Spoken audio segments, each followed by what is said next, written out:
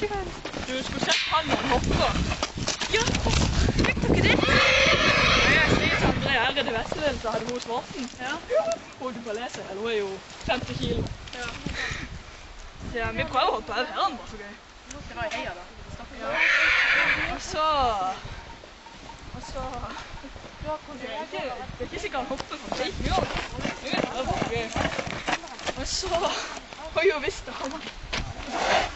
Og så er det. Da skal jeg vise deg stokken. Du må ikke gå på her.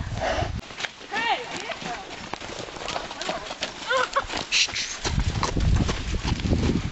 Kan jeg låne en fløyte? Kan jeg få en fløyte?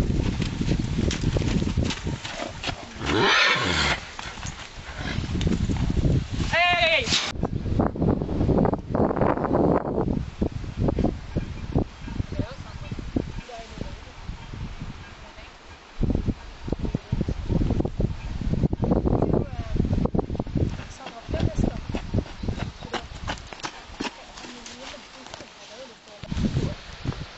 Lene har jo også vinter. Hei! Hva er det? Men det gikk ikke så fint, for da...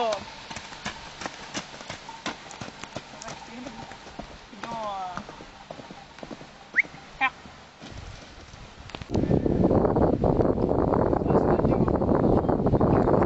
Herregud. Jøsses, han gjør ikke noe.